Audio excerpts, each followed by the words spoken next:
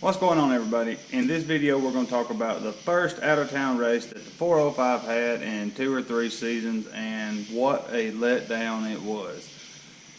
As always, the B-roll or overlaying videos in this video is from Tom 80 Videos. If you haven't checked out his channel, go check it out. He is going to all of these no prep races and all of these Street Outlaws live events. If you haven't checked him out, check him out. With that being said, let's talk about Street Outlaws.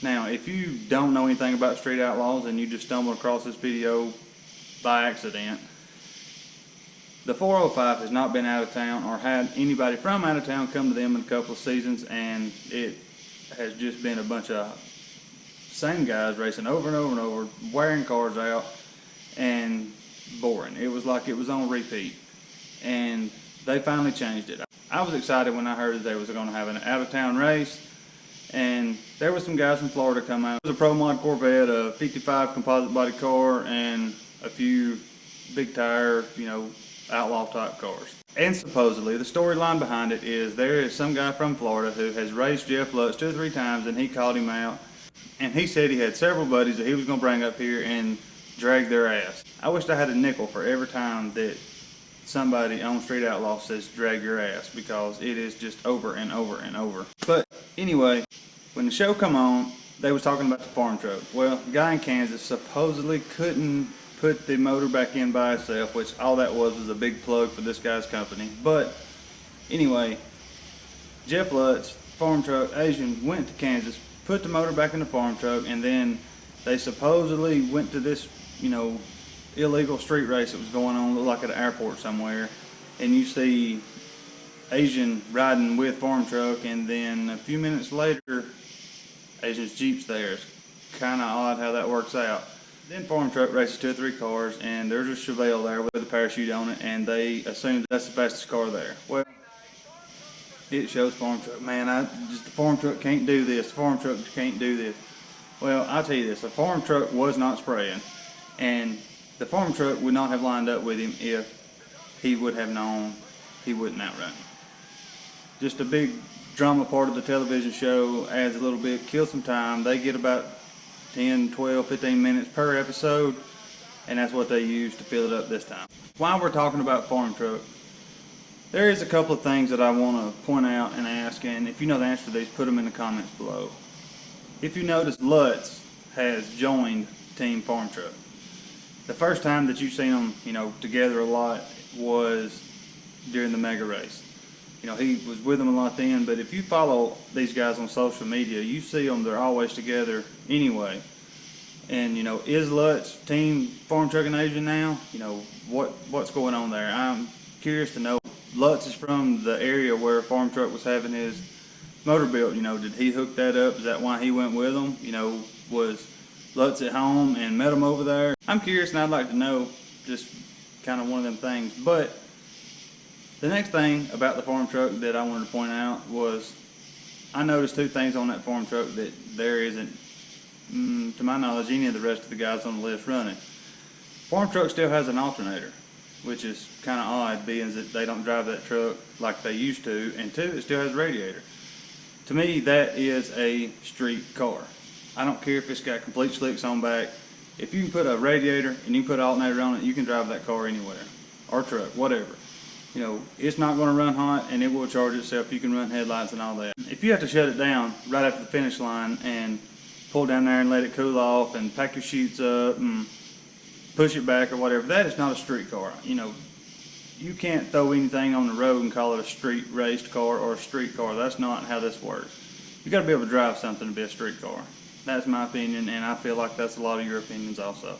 They have changed the motto from the fastest street cars in the world to the fastest street race cars in the world, but I've seen a video the other day of a Mustang racing a dragster on the street, and is that considered a street raced car now? No. Just something for television to make themselves sound better is what it is. Well, then race night comes, and the big Pro Mod guy, if you've seen it, decent looking car, probably a very fast car. And if you're confused about the whole $20,000 calling chief out, all this, that, and the other, I'll break it down for you. What happened was they didn't think that car would go down the road. They was going to put the farm truck on it and make the guy look stupid is what the plan was, in my opinion. Either that or they wanted to see what the car could actually do on the street. They was giving away money basically to see that car make a hit. And the car made a decent lick. At a prep track, there's no way the farm truck could ever outrun it. The farm truck's place is on the street. It's heavy, it hooks. And that car just overpowered farm truck. The whole 660 is all that was. Farm truck looked like he made a decent lick. That car got a little bit squirrely, but that car left way harder than anybody thought it would. And that guy wanted to make a statement with that car. He wanted to be able to say that he outrun Big Chief. And Chief knew that, and that's one reason why he was giving the guy such a hard time. I am fairly certain that the reason they done what they done was to make the guy look stupid. I think one of the coolest things I have ever seen happen on Street Outlaws, ever, was when everybody was holding up money betting on the farm truck. It didn't matter what team they was from, who they was there helping. They was everyone there, team farm truck. That was awesome. And it didn't work for them. The whole rain thing just royally sucked. There was 3 races. The show just pissed me off. I've been waiting for 2 seasons for that, and that's what we got. Complete bullshit, if you want to know my opinion. Well, there were several races locked in after that.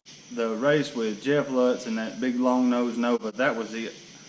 I think the mid-70s Novas is about the ugliest car Chevrolet ever built. But that's beside the point. But that wasn't even a race. That was 2 completely different realms of cars. That would be like racing a Pro-Mot and a Yugo. I mean, there was not even, the only way that guy would have won was Jeff Lutz crossing.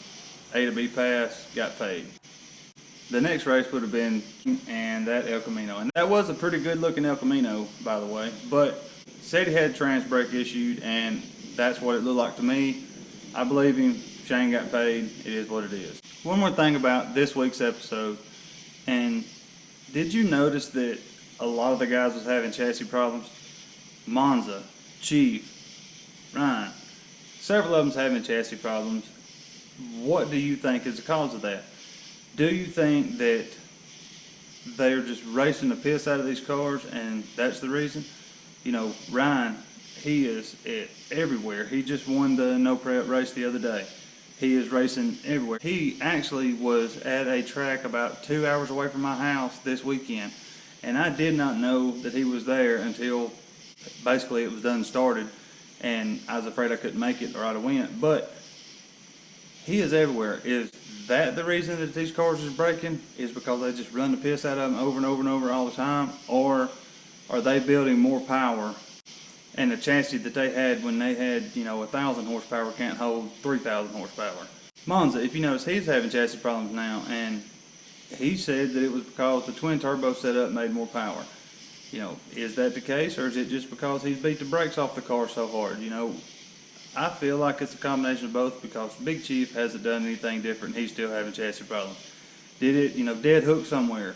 What is the reason for all of these chassis problems? But that's about all that happened this week. The first out-of-town race was a complete flop. They raced 3 times and then the rain set in. Do you think that they actually raced more than the camera showed, or what? Because when the podcast was going on, you would hear Chief talk about, after the film crew left, so-and-so would walk up and said, hey, we still got a bet locked in. They'd go somewhere off camera and race, Do you think something like that actually won? Do you think them guys really drove over 20 hours, watch it rain, turn around, went home? I don't think that that's how it went down. I think that's what they said for television. I do know that they do race a good bit, or used to anyway, off camera. When Chief and Sean went missing for a little while, they was doing a lot of small tire stuff. They was doing some real street stuff. They throwed small tires on the old Murder Nova and went racing with it. They're doing a lot of daily driver type stuff. They are doing a lot of small tire stuff. But 3 races was not enough for me. They hyped it up and all. I will say this, and I've said this several times. Next week's episode does look like it's going to be a good one. It does look like it's when a lot of stuff does fall apart, so to speak. It looks like that's when Shane and Chuck get into it. I know that is when Shane runs his car off of the side of the road, and it might be the same night that Monza wrecks his car. When that does happen, is all the jackasses who told me how stupid I was for saying that gonna come back and tell me that I was right, or are they just gonna play it off and act like they didn't or whatever? Because as time has progressed, you can see the transition of people. You know, after Monza showed up at the no prep race with his car primered, you know, that kind of people started kind of falling that way a little bit. Well, I knew I was right to begin with. I knew it happened. Hey, I'm not out here just to tell you lies reviews. Listen to what I say, and if I'm wrong, I'll be the first to tell you I'm wrong, but I studied this show enough that I'm not going to tell you just an outright lie or something I don't think is true. And I probably only relay a tenth of the information that I get through comments, email, you know, through the P.O. box, whatever, to you, because the other 90% I don't think is even credible enough to say. But I'm cutting this video off right here. My email address is right here, and anything you want me to know, send it to the email address. I do look at every one of them. The Mustang is for sale. If you have not watched that video, go check it out. There's a link at the top of the screen right now for that video. And also, on the bottom of the screen right now is the P.O. box to this channel. If you have a small business, anything like that that you want me to promote, open, read, whatever, on this channel, send it there, and I promise it will be open on this channel. I do still have my giveaway going, $500 when I hit 50,000 subscribers, and my subscriber count has slowed down because of everything I had going on, and I haven't been able to upload as many videos, but I'm still gaining. That's the main goal. That's all that matters. And I want to start another giveaway right now. I'm going to give a $50 prepaid gift card to the person who sends me the best postal service package. It can be a Matchbox car that looks like any of my vehicles. It can be your favorite Matchbox car. It can be a letter. It can be whatever. But I will open every one of them on camera, and the one that I think is the best. And it doesn't have to be the most expensive, the best written, whatever, but whichever one I think is best. $50 Walmart gift card or $50 prepaid gift card will come to you, and I just want to do that because I want people to start interacting with my P.O. box. We're going to start that right now, and we will go to the end of August. At the end of August, I will give a $50 prepaid gift card, and that is just my way of saying thanks for interacting with this channel. Thank you very much for watching. I know there was not really much went on. It was a bunch of talking and not a lot of information, but Street Outlaws this week was a bunch of crap and not a lot of information, and that's just how life works sometimes. Thank you very much for watching. Godspeed. I will see you in the next video.